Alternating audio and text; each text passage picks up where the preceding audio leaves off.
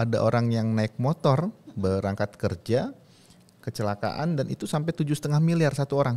Itu tetap bisa dijamin? Dijamin. Kemarin kita juga ada yang baru terdaftar 1 bulan dari dari sektor bukan penerima upah, jualan di hari Sabtu Minggu, lagi buat kue, subuh itu terjatuh tulang pinggulnya patah dan itu dirawat baru bayar 1 bulan nih. Dirawat sampai ratusan juta. Biaya ronsen segala macam dan sampai setelah dia keluar pun masih rawat jalan itu masih ditanggung oleh BPJS Tenagakerjaan.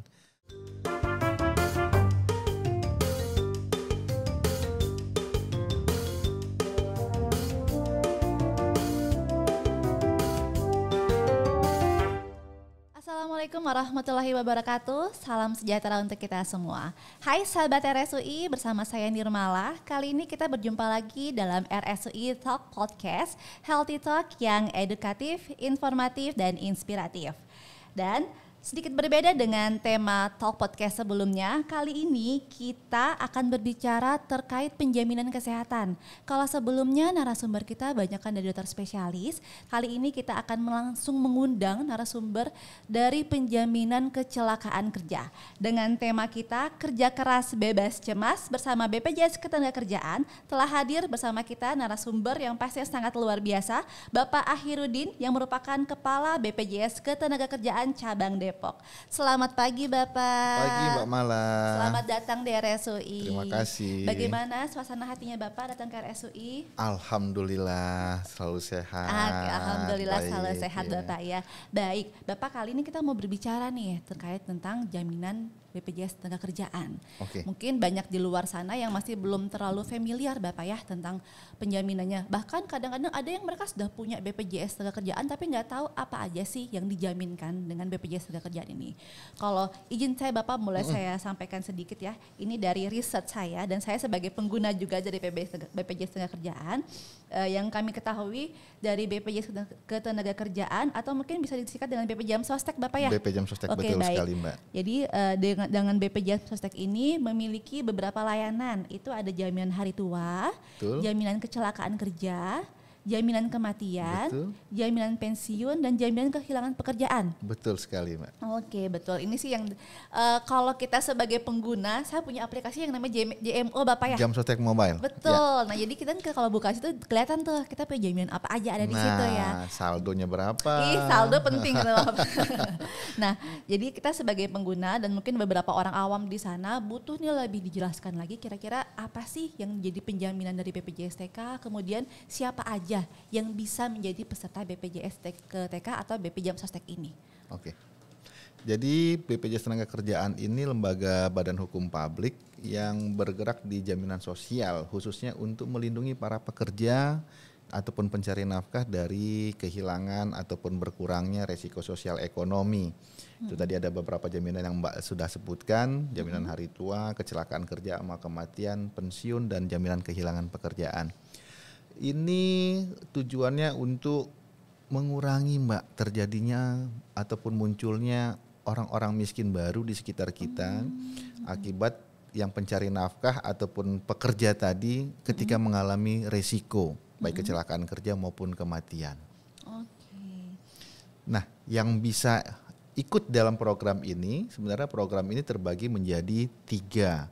Yang pertama jasa konstruksi. Pekerja jasa konstruksi, yang kemudian yang kedua itu ada penerima upah seperti halnya Mbak, saya dan kawan-kawan di perkantoran, perbankan, pabrik dan lain-lain itu masuk ke penerima upah. Kemudian ada lagi sektor yang ketiga yaitu bukan penerima upah. Sektor bukan penerima upah ini yang mereka-mereka yang tidak terikat dengan pekerjaan seperti ojek online, ojek pangkalan, ART, kemudian pedagang, petani. Nah itu masuk Mbak dalam ruang lingkup bukan penerima upah. Oke, berarti ini tadi dijelaskan ada 3 yang masuk program jasa konstruksi, pekerja penerima upah, sama bukan penerima upah. Bukan penerima upah. Nah yang tadi kami boleh dijelaskan lagi Pak, kirain kategori yang bukan pekerja penerima upah ini kali Bapak ya. Karena mungkin kita sebagai penerima upah ya mau pekerja swasta terutama ya masuk coveran dari BPJS Sostek. Tapi kalau bukan penerima upah yang tadi Bapak sebutkan ojol seperti itu, kemudian ya pedagang, petani, itu mereka bisa berarti Bapak? Bisa banget. Bahkan kalau misalnya mereka itu justru yang jam kerjanya atau ruang lingkup kerjanya juga yang tidak terbatas. Jadi kalau misalnya seorang ART, apalagi ART yang nginep di rumah nih, betul. Dia 24 jam loh di rumah tersebut. Kita nggak tahu kapan, ya mohon maaf terjadinya resiko. Apakah betul. Itu ketika dia ke pasar suruh majikannya, ataupun ketika dia memasak tiba-tiba meledak, ataupun kemarin ada yang air minyak itu muncrat ke tubuhnya sampai kebakaran tingkat berapa gitu, saya lupa. Tapi itu sangat beresiko dan kan kebetulan juga kemarin ART saya yang di rumah itu sampai kecelakaan kerja tuh, kepentok abis abis nggosok itu, bawa baju itu naik tangga kepentok tuh jarinya tuh sampai dioperasi. Berarti kalau untuk mereka yang bukan penerima upah ini, mereka mendaftarkan diri mereka sendiri? Iya, mereka mendaftarkan diri mereka sendiri untuk yang sektor-sektor seperti ojek segala macam. Tapi kalau misalnya dia juga terdaftar di dia punya tempat seperti ART tadi, itu bisa pakai program sertakan. Jadi majikannya atau yang punya rumah yang mendaftarkannya. Baik, berarti ini kalau saya singkat lagi, berarti untuk mereka yang pekerja informal begitu Bapak pekerja ya? Informal. Pekerja informal itu mereka tetap bisa mendaftarkan diri mereka sebagai peserta BPJS Sostek ini. Iya. Dengan yang mereka dapatkan sama nggak Pak dengan yang bekerja penerima upah? Yang didapatkan sama untuk manfaat jaminan kecelakaan kerjanya yang unlimited tadi, tidak ada batasan biaya selama itu masih dalam indikasi medis. Dan kalau misalnya meninggalkan ahli waris, dia kecelakaan sampai meninggal dunia, itu ahli warisnya berhak juga atas beasiswa sampai dengan 174 juta rupiah. Maksimal di 174, itu pun berlaku juga dengan pekerja penerima upah Pak ya? Iya, sama Bu, sama-sama pekerja. Dan itu juga ada yang namanya kalau dengan iuran 16.800 ya, khususnya di bukan penerima upah, dengan rate upah terendah yaitu 1 juta, iuran hanya 16.800, itu biaya kematian ya, sampai penguburan itu 70 juta. Kalau dia meninggal biasa itu dia dapat ahli warisnya 42 juta rupiah. Wah, jadi dengan hanya membayar 16.800 mereka juga mendapatkan manfaat yang sama dengan pekerja penerima upah Ibu. Ya. Jadi sangat ibaratnya ini ya salah satu bukti protektif untuk diri sendiri juga Bapak ya, untuk mereka-mereka yang pekerja informal. Selain itu kira-kira apa sih Bapak manfaat yang dapat mereka terima sebagai peserta BPJS Jam Sostek ini, terutama untuk yang di sektor informal itu Bapak? Kalau di sektor informal ya, tadi saya sampaikan bahwa terkait dengan beasiswa ini banyak sekali yang bersyukur ya, bahwa sampai sekarang ini sudah dapat manfaat yang sama seperti halnya penerima upah lainnya gitu. Dan kemudahan-kemudahan yang bisa didapatin itu dari sisi pembayaran maupun pendaftaran maupun pembayaran iuran lanjutan itu bisa datang ke kantor maupun dari beberapa channel-channel yang sekarang sudah kita buka nih. Baik dari JEMU sudah bisa Bu daftar Bu, dari Briling, agen BNI, Pos dan Indomaret, Alfamart, pokoknya tinggal sebutin aja nomor NIK-nya. Oh, itu bisa langsung dibantu? Bisa langsung ya. Dan sekarang kita juga lagi kerjasama dengan berbagai olahraga, penyedia olahraga, Kormi, KONI, itu agar semua pertandingan ataupun semua atlet-atletnya didaftarkan ke dalam program BPJS Tenagakerjaan. Kalau dari sisi iuran sangat rendah dan insya Allah ini bukan bersifat ekonomi, kami tidak bersifat mencari keuntungan ataupun nirlaba, sehingga mau berapapun dia baru 1 bulan terdaftar pun sudah banyak kejadian yang memakan biaya pengobatan itu hampir ratusan juta, bahkan lebih dari ratusan juta. Jadi ya memang ini sangat berguna Bapak ya, pastinya untuk protektif tidak cuma ketika kita terjadi kecelakaan kerja, tapi pascanya itu, Paskanya ketika kita itu. kehilangan pekerjaan, ketika amit-amit sampai menyebabkan kematian, bahkan ahli warisnya pun mendapatkan manfaat. Manfaat ya. Iya. Jadi ya pastinya buat sahabat RSUI yang di luaran sana yang memang masih dalam sektor informal pekerjaannya, ibu-ibu pedagang dan rumah tangga. Betul. Kan kita juga banyak ya ibu-ibu yang di rumah tangga akhirnya mereka buka UMKM kecil-kecilan, jualan keliling-keliling, atau mereka yang tadi Bapak bilang ada petani, ada ojol apalagi Pak ya, setiap hari mereka melewati jalan raya, itu sangat beresiko untuk terjadi kecelakaan kerja. Kemarin itu ada ojol yang kecelakaan di daerah Jawa Timur ya, itu 1,2 miliar biaya pengobatan perawatannya, hanya satu orang. Wow. Wah, berarti kalaupun dia sebagai ojol itu anggaplah dengan perusahaan itu dia tidak didaftarkan sama perusahaan tapi sebagai personal sendiri. Sebagai personal. Okay. Sebenarnya di aplikasi ojolnya sendiri sudah ada yang menjadi sebuah parameter wajib. Oke. Jadi mereka wajib. Jadi sebelum mendaftarkan sebagai Mitra, pengendara mitra, dia juga harus punya benefit BPJS Ketenagakerjaan. Ya. Oh iya. Jadi itu sahabat RSUI, buat sahabat RSUI di luaran sana yang memang sekarang masih status sebagai pekerja informal, cukup 16.800 sudah bisa mendapatkan manfaat sama halnya dengan pekerja penerima upah untuk semua program BPJS TK. Betul Bu. Berarti yang kalau ini kan tadi ada jaminan pensiun ini berarti nggak didapat Bapak ya? Jaminan pensiun khusus masih kepada yang sektor penerima upah. Oke, baik. Jadi nabung sendiri kalau gitu kalau untuk yang pensiun. Tapi paling tidak manfaat yang lainnya pasti didapatkan. Hanya dengan 16.800. Kalau kata Bapak tadi seharga mangkok bakso Bapak ya? Kurang malah. Oh kurang ya. Bapak beli bakso di mana Bapak? Harganya kurang 16.800. Rata-rata bakso udah 20.000 nih kan. Iya, apalagi yang bagi betul. bapak-bapak yang perokok nih. Rokok udah rata-rata di atas 20.000 nih. Masa iya nggak bisa nabung 16.800 ataupun menyisihkan. Satu bulan Bapak Satu bulan penuh Bu. Kalau seandainya amit-amit misalnya di tengah-tengah lupa membayar, itu bagaimana Bapak? Kalau dia lupa membayar, dia ada namanya masa grace period di kami. Misalnya dia bayar terakhir 1 Januari 2024. Kemudian masa perlindungannya kan sampai dengan 31 Desember tuh. 1 Februari dia lupa. Kemudian dia baru bayar lagi di bulan Maret. Dia bisa membayar kekurangannya yang di bulan Februari. Itu langsung aktif juga? Langsung aktif lagi. Tapi kalau misalnya dia kelupaan sampai dengan April, kemudian Mei dia baru ingat, dia akan membayar 1 bulan saja. 1 bulan saja, khusus untuk bulan itu dan dihitung sebagai 0 lagi. Yang piutang sebelumnya tidak akan dihitung sebagai piutang. Tapi kalau seperti itu, manfaat jaminannya apakah terhitung yang dari kejadian di bulan Februari sampai dengan April tidak akan dibayarkan oleh BPJS Ketenagakerjaan. Dibayarkan lagi per April ketika dia membayar itu Bapak ya. 0 lagi. Jadi buat sahabat RSUI ini di luar yang mau mendaftarkan diri sebagai pekerja informal, tetap harus membayar setiap bulan. Kalau cuma telat sebulan berarti Bapak masih bisa ya? Masih bisa. Tapi kalau udah telat 3 bulan dan dihilangkan manfaatnya. Habis itu diulang lagi dari nol. Oke. Baik. Bapak tadi kan kita sudah bahas nih terkait tentang kepesertaannya. Terus bagaimana terkait penjaminan di rumah sakit? Pelayanan apa aja sih yang dapat diterima untuk pasien-pasien atau peserta di sana yang memang akhirnya mengalami kecelakaan kerja, baik itu kecelakaan lalu lintas menuju tempat kerja atau pulang kerja, atau mungkin yang di rumah di tempat kerja sendiri, entah dia jatuh, entah dia terpleset, itu manfaat apa aja yang mereka dapat peroleh di rumah sakit?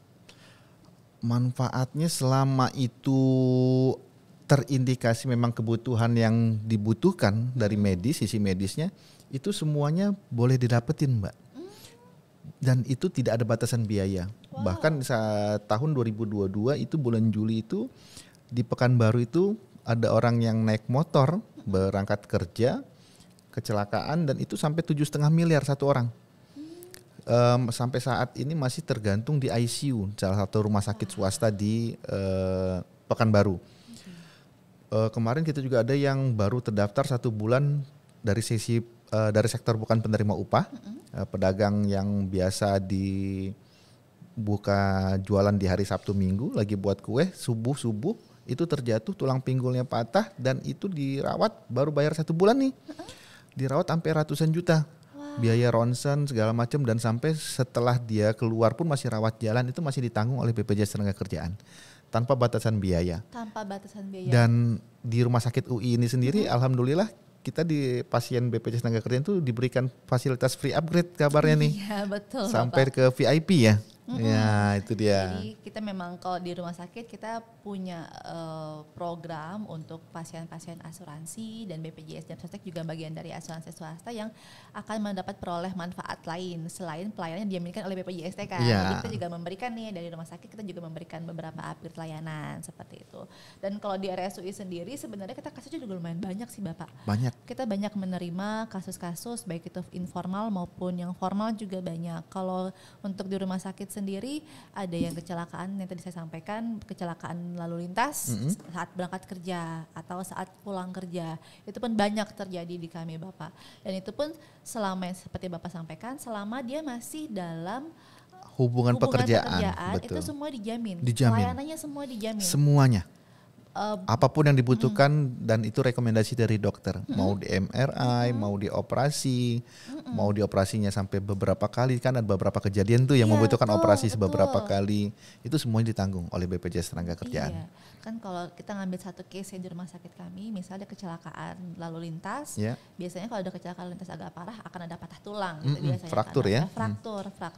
Fraktur dia operasi pertama dia pasang orif dulu, kemudian ada af orif, habis itu dalam masanya itu dia ada evaluasi lagi, dia mesti ronsen, dia mesti MRI, kalaupun ada tindakan lagi, itu tetap bisa dijamin. Dijamin sampai dinyatakan oke. sembuh, cacat ataupun meninggal. Oh wow. Kemudian bagaimana dengan pemberian alat kesehatan bantuan? Misalnya ternyata dia membutuhkan alat bantu jalan, walker kayak gitu. Itu apakah dijamin juga dengan Dijamin, ada batasan biayanya 140% atau 150% dari rumah sakit rujukan nasional. Oke. Itu batas maksimal. Batas maksimal biayanya. Oh, kalau seandainya ada alat di atas itu harganya, apakah menjadi penjaminnya dari peserta sendiri atau bagaimana? Kalau misalnya dia bukan penerima upah dari pesertanya sendiri, tapi kalau dari penerima upah itu rumah sakit, tapi perusahaannya. Oke. Tapi rata-rata yang kita berikan itu pasti nilainya di atas yang biasa. Kecuali dia minta yang super super terbaik ya, yang memang kualitasnya berbeda, itu mungkin harganya berbeda juga. Oh, baik. Ada lagi, misalnya kalau case-nya dia kecelakaan lalu lintas lagi, kemudian yang tabrakan itu di arah wajah. Di arah wajah sampai akhirnya membutuhkan operasi dengan bedah plastik gitu misalnya, untuk perbaikan konstruksi wajahnya, itu apakah tetap dijamin juga Bapak? Kalau untuk bedah plastik selama itu memang dikembalikan ke fungsi semula boleh, tapi kalau untuk fungsi estetik itu yang belum boleh. Agak mancung Dibuat mancung, dibuat ini. Itu yang penting nggak boleh Bapak Nggak ya. boleh, Jadi betul. balik lagi untuk Hanya untuk mengembalikan ke fungsi. semula. Oke, Iya. tapi kalau untuk estetik tidak dijamin ya. Tidak dijamin. Misalnya giginya jadi patah satu. Satu diminta dipasangin semua gitu. Jadinya dipasangin emas itu nggak Iya, boleh Bapak nggak ya. boleh. Tapi kalau untuk mengembalikan fungsinya masih Fungsinya boleh Bapak boleh. ya. Ada gigi bantuan, gigi tiru ada. Oh oke, baik. Ini luar biasa ya, berarti dengan kalau dihitung-hitung pun baik itu yang pekerja formal atau informal dengan iuran yang diberikan itu dengan manfaatnya jauh banget, manfaatnya itu luar biasa karena all cover berarti Bapak ya. Kami sampai dengan 30 Juni saja semester 1 di Kota Depok, hanya di Kota Depok itu 210 miliar yang sudah kami keluarkan untuk Kota Depok. RSUI berapa nih Pak? Dari sini? Nah itu dia. RSUI berapa nih dari segini nih? Itu kan ada jaminan hari tua termasuk Iya, beasiswa termasuk rumah sakitnya itu. 210 miliar. Hanya 6 miliar. bulan pertama. Wah luar biasa ini. Ini untuk yang kasus pelayanan di rumah sakit atau all program semuanya? All program. Oh luar biasa ya. Nih sahabat RSUI, jangan lupa pakai BP Jam Sostek. Asik. Kan dibayar berapa nih Pak? Saya mempasarkan BP Jam Sostek ini. Oke. Abis itu saya mau nanya lagi Pak terkait ini ada pesan sponsor terkait tentang PLKK. PLKK itu saya boleh diinformasikan nggak Pak? Itu apa kepanjangan PLKK? Kemudian apa sih itu program? Apakah sebuah program atau sebuah aplikasi? Web service atau Jadi PLKK ini yang dulu namanya Trauma Center, sekarang disebut sebagai PLKK Pusat Layanan Kecelakaan Kerja. PLKK ini kita kerjasama dengan rumah sakit maupun klinik-klinik yang kita anggap itu dari sisi tempat dan kemampuan sumber daya manusia maupun alatnya memadai. Nah itu kita lakukan kerjasama. Jadi seandainya ada peserta BPJS Tenagakerjaan yang mengalami risiko kecelakaan kerja dapat dibawa ke PLKK dan kita kerjasama. Di situ pasien itu nggak membayar lagi jaminan.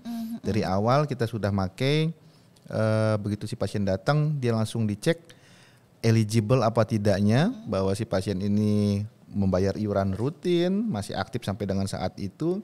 Dari rumah sakit tinggal terima. Ya, aplikasi itu sudah terkonek ke kita. Terkonek ke kita, jadi rumah sakit langsung terima, tidak perlu lagi pembayaran di awal, jadi langsung dirawat di rumah sakit tersebut ataupun PLKK tersebut. Berarti RSUI juga bagian dari PLKK? Bagian dari PLKK kami. Iya. Sebenarnya kami kalau mau pamer, itu sebagai RSUI saya mau pamer nih Pak. Jadi kita sebagai PLKK pun juga memberikan pelayanan tuh one stop service kalau bahasa kita Bapak. Karena kita juga memiliki dokter spesialis, kemudian pelayanan kami juga alhamdulillah di sini difasilitasi dengan baik. Itu kalau ada pasien BPJS TK cukup dengan kami dari A sampai Z selesai. Nah itu dia yang kami harapkan itu Mbak. Dari awal sampai akhir dia nggak pindah-pindah rumah sakit. Cukup satu tempat dia ngerasa nyaman, dia keluar tinggal tagihan masuk BPJS Tenagakerjaan. Jangan lupa dibayar Bapak ya tagihannya. Oh kita menguber nih malah nih. Iya. Jadi kita juga di RSUI karena sebagai rumah sakit PLKK dengan slogan kita One Stop Services, dari dia pelayanan ortopedik, kita juga banyak banget punya spesialis ortopedik, sampai juga di rehabilitasi medik, sampai kebutuhan fit to work dengan dokter komersil kita juga punya Bapak. Itu kalau ada pesan boleh Bapak senggol-senggol RSUI ini ya. Siap. Ini bukan berarti kita mendoakan ya, tapi kalau ada case RSUI. Betul. Oke.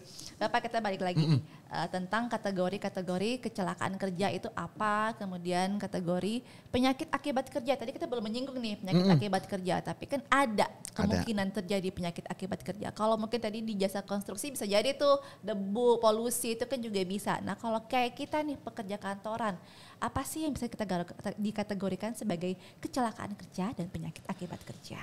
Oke, kecelakaan kerja ini sebenarnya kalau simpelnya segala sesuatu yang berkaitan sama pekerjaan, kecelakaan. Adanya roda paksa. Misalnya kita mau berangkat kerja, kemudian di jalan kita kecelakaan jalan raya. Dan kondisi di kantor nih lagi di kantor tiba-tiba atapnya rubuh atau terjatuh, terpleset, itu masuk ruang lingkup kecelakaan kerja. Sampai kita kembali lagi ke rumah. Bahkan ada kemarin waktu yang zaman COVID tuh kita yang pakai Zoom tuh, nah itu di Pekanbaru itu ada yang lagi Zoom, tiba-tiba meninggal. Beneran Pak? Beneran. Itu istrinya sendiri nggak tahu dia meninggal karena dipikirnya lagi Zoom. Kebetulan ada rekaman yang kan biasanya Zoom direkam ya Bu ya. Iya betul. Posisi dia masih tegak, kemudian sampai posisi dia jatuh. Posisi jatuh itu kawan-kawan mikir dia lagi ke belakang atau ke tempat lain lah gitu. Rupanya dia meninggal dunia dan itu bisa dibuktikan melalui rekaman tersebut itu masuk ruang lingkup kecelakaan kerja Bu. Sedang posisinya lagi bekerja, lagi Zoom gitu. Jadi agak nggak terlalu sempit lah ya ruang lingkup kecelakaan kerja. Dan untuk penyakit akibat kerja ini yang biasanya sih kepada industri-industri Bu. Jadi kayak misalnya di pabrik-pabrik kimia, nah itu bisa dibuktikan. Tapi itu dibuktikannya juga dengan hasil medical check up dia sebelumnya. Kemudian misalnya yang di perkapalan tuh di penerbangan itu kan yang rata-rata pakai headset ya Bu ya, untuk mengurangi kebisingan. Tapi ada juga yang tembus tuh. Ada yang tembus, jadi kemampuan dia mendengar misalnya sebelumnya berapa desibel, kemudian setelah dia bekerja di industri penerbangan tersebut jadi turun jadi tinggal berapa desibel. Nah itu persentase penyakit akibat kerja tadi masuk dalam cacat dia, kekurangan kekurangan kemampuan pendengaran sekian persen. Kalau seandainya kami di perusahaan yang notabene-nya ya mungkin paparan kimianya itu tidak terlalu banyak, tapi lebih ke paparan tempat duduk Bapak. Duduk mulu dari jam 8 masuk sampai jam 5 kita duduk terus. Itu kan ada aja ya mungkin keluhan-keluhan di situ. Atau mungkin kalau kami di rumah sakit kita juga banyak instalasi-instalasi yang akhirnya mereka membutuhkan kerjanya itu lebih banyak. Misalnya kayak di gizi atau mungkin di laundry kami yang akhirnya mereka ada banyak kegiatan yang harus membungkuk, jongkok, yang harus mengangkat berat. Dan akhirnya dalam manifestasi berapa tahun dia berobat di rumah sakit kami, misalnya akhirnya ada case dia akhirnya LBP atau mungkin ada gangguan di spine mereka. Itu apakah dapat kita ajukan, Bapak? Bisa aja sih dia diajukan, tapi nanti kita akan cek lagi dia prosesnya ada kaitan benar-benar sama pekerjaan apa tidak. Okay. Ibaratnya pekerjaan dia seperti apa dengan jenis penyakit akibat kerja yang dia bawa nih. Yang, itu harus dibuktikan dengan beberapa hasil medical check up-nya sebelum dia masuk kerja, ketika dia bekerja, sama setelah dia berhenti bekerja. Kalau semua pegawai kantor kayaknya bakal rentan banget itu sama LBP ya. LBP itu Pak. Iya. Saya juga mau nih Pak, boleh kan nih? Saya juga mau nih. Tapi kebetulan LBP saya kebetulan habis main futsal nih kan. Nah, seperti itu. Itu pembuktiannya sih Mbak yang untuk PAK yang agak lumayan panjang. Oke, berarti baru dapat dijaminkan dengan BPJS TK atau BPJS Sostek setelah ditegakkan. Setelah ditegakkan. Dan hasil dari memang verifikasi dari BPJS Sostek. Iya. Oh iya ini PAK. Jadi per hari itu baru bisa dijaminkan dengan BPJS Sostek. Oh oke. Tapi paling tidak ya kita di sini juga bisa ya mengira-ngira kira-kira apakah ini masuk kategori BPJS TK kecelakaan kerja ataupun yang penyakit akibat kerja Bapak ya. Ketika pertama kali masuk rumah sakit biasanya dia akan memberikan kronologi sih Mbak. Betul. Ya. Baru dari rumah sakit mengecek eligible-nya ke kita bahwa memang pembayaran aktif sebagai peserta aktif. Kemudian ya kalau misalnya memang kronologi memang terkait pekerjaan itu biasanya langsung diterima sih sama rumah sakit. Rumah sakit tinggal konfirmasi ke petugas kami, case manager, udah langsung dijamin tuh sampai dinyatakan sembuh cacat ataupun meninggal. Oke. Tadi kan pekerja formal Bapak Ya. Kalau informal sendiri gimana? Misalnya kalau ART, berarti kecelakaan kerjanya ketika tadi Bapak cerita lagi masak cepat minyak. Iya. Dia kalau lagi belanja sayur disuruh sama majikannya gitu, sama yang punya rumah, yang pemberi kerja, itu juga masuk? Masuk. Jadi dia tinggal kalau misalnya kebetulan kemarin saya coba tes sendiri Mbak ketika ART. Bapak beli sayur? Oh bukan. Ketika ART saya ini, saya datang ke salah satu PLKK dan situ saya pakai masker nih. Pakai masker biar nggak kelihat sama siapapun, biar nggak keciren. Dan itu saya minta dia ngurus sendiri nih. Oke. Mudah apa susah? Kalau seandainya terjadi resiko terhadap ART. Mudah kok. Dari awal masuk cuma ke IGD, menceritakan kronologis kejadian, udah langsung dilayani sampai dia keluar. Tidak ada yang menghubungi majikannya, tidak ada dia menghubungi pemberi kerjanya ataupun ke siapa pun nggak perlu. Jadi cukup batas di situ saja. Jadi di IGD aja. Yang pasti ada kronologisnya, Kronologis, kemudian betul. kartunya pun dalam kondisi aktif. Dan kalau untuk pemberkasan ada nggak Pak yang mesti dilengkapi? Nanti di sana di rumah sakit Oke. diisi sedikit sih, nggak banyak. Nggak banyak ya. Kan kalau pekerja penerima upah mau tidak mau akan dibantu oleh HRD perusahaan HRD, ya. betul. Kalau informal berarti mereka sendiri yang melengkapi. Mereka sendiri. Ataupun kalau misalnya dari pihak keluarganya boleh membantu melengkapi. Oke, baik. Seperti kalau driver dia pasti jelas dalam perjalanan ya Bapak ya.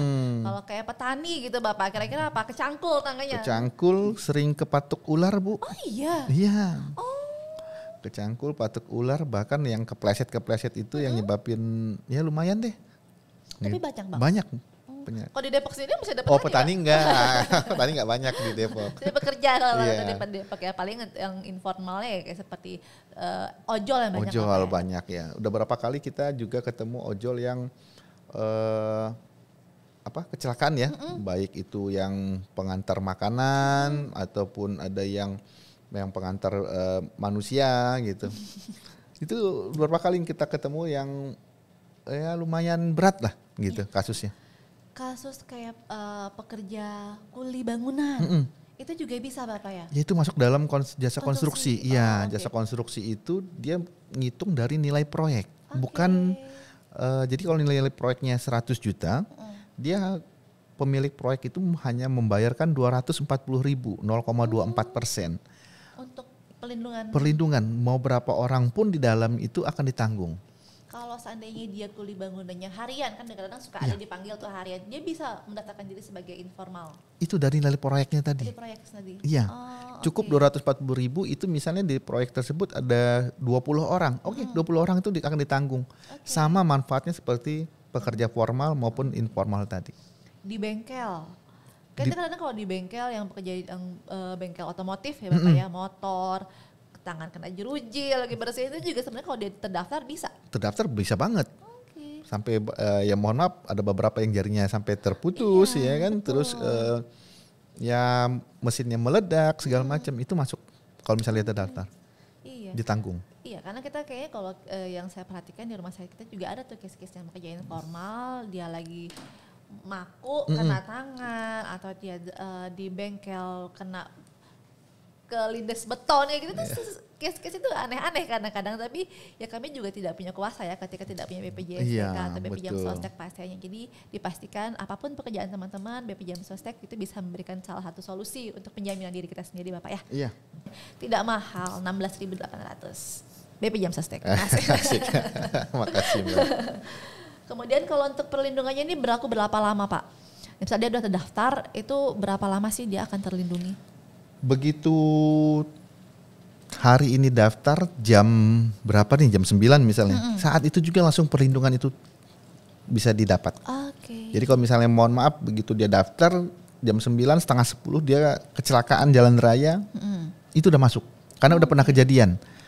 Jam 7 pagi daftar, jam 9 pagi dia pas kecelakaan kerja, itu masuk kurang langsung di cover sama BPJS Tenagakerjaan. Berarti kalau ada dia daftarnya jam 9, kecelakaannya jam saat itu juga bisa langsung terdaftar. Kalau kecelakaannya duluan baru didaftar bisa nggak Pak? Nggak bakal boleh. Oke, jadi tidak berlaku mundur mundur, Jadi Bapak jangan Ibu. kemudian sakit ada kecelakaan baru ngakal-ngakalin pasti ketahuan ya. Iya, pasti ketahuan ya. Kayaknya pun dari rumah sakit juga tidak mau mengambil risiko ya Bapak ya. Pasti memastikan harus aktif semuanya gitu. Baik. Ada lagi nggak Bapak yang mau Bapak sampaikan kira-kira nih untuk sahabat RSUI terkait program-program JMO ini Bapak? Atau program dari BPJS Sostek? Bagi yang mempunyai perusahaan ataupun bagi yang mempekerjakan orang, ayo kita manusiakan manusia yang ada di sekitar kita. Daftarkan karena ini merupakan hak normatif dari para pekerja. Bukan kewajiban kita. Tapi itu merupakan murni hak dari para pekerja yang Bapak Ibu berikan tanggung jawab. Betul. Ini hak berarti Bapak ya. Hak normatif yang diatur oleh undang-undang. Betul sekali. Satu lagi ada pertanyaan, ini mungkin berkaitan juga yang ke pekerja informal Bapak ya. Kalau seandainya dari perusahaan kami, ini juga sering terjadi di wilayah UI. Yang tadi yang Bapak sebutkan juga masalah olahraga gitu ya, olahraga ya.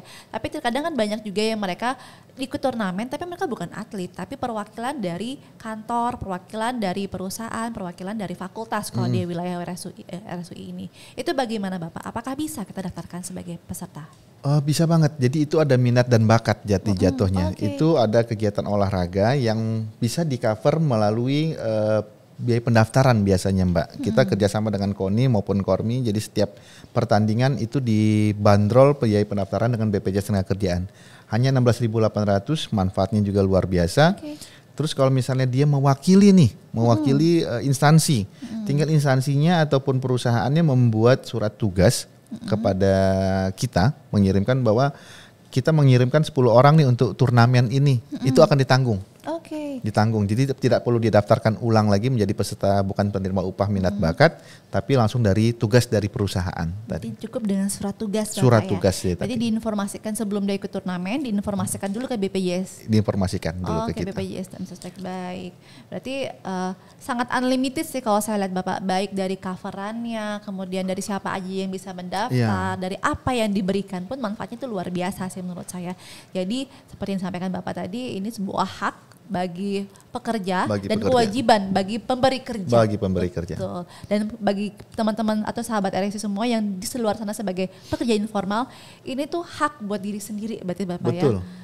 Sayangi diri sendiri. Nah, betul, sayangi diri sendiri. Dukung dan keluarga Bapak. yang di rumah di ya rumah, Pak ya. Betul. Baik Bapak. Sepertinya demikian Bapak untuk bincang-bincang kita hari ini. Terima kasih Mbak Mala. Ini luar biasa sekali informasi yang disampaikan hari ini. Pastinya buat teman-teman sahabat RSI di luar sana, ini informasi kalau ada yang sudah punya dicek dulu saldonya. Di download JMO-nya, rutin ya cek saldonya cek saldo. Happy loh cek saldo itu. Kalau bagi mereka yang informal, ayo kita mulai menjaga diri sendiri, menyayangi diri sendiri untuk tidak hanya diri kita, tapi untuk keluarga kita yang di rumah. Mbak. Mencegah lebih baik daripada mengobati kan Bapak ya. Resiko kita nggak tahu kapan aja bisa terjadi. Iya. Baik Bapak, terima kasih untuk sharingnya hari ini. Saya mau menutup, tapi sebelum itu saya mau berpantun. Kita tuh kurang pas rasanya kalau di Depok tuh nggak berpantun, Bapak ya. Saya butuh penonton saya yang di sini ada 2 juta orang untuk membantu cakep gitu ya. Saya mau berpantun dulu Bapak. Nongkrong di Bajawah sambil ngopi senja. Cakep. Bareng sama Ayang bermanja-manja. Asik. Amit-amit di jalan kena kecelakaan kerja. Pakai BPJS TK ke RSUI aja. Asik. Terima kasih Bapak. Terima kasih Mbak Mala. Terima kasih atas informasinya hari ini. Semoga kita masih punya kesempatan lagi untuk berbincang-bincang karena banyak banget kayaknya informasi yang bisa disampaikan lagi. Siap, kapanpun. Oke, baik. Baik sahabat RSUI, demikian untuk Talk Podcast kita hari ini. Terima kasih untuk semua informasinya dan semoga sangat bermanfaat buat sahabat RSUI semua di sana. Dan jangan lupa untuk like, subscribe, dan di-share ke semua teman-teman informasi dari YouTube RSUI. Terima kasih, selamat siang dan sampai berjumpa semuanya.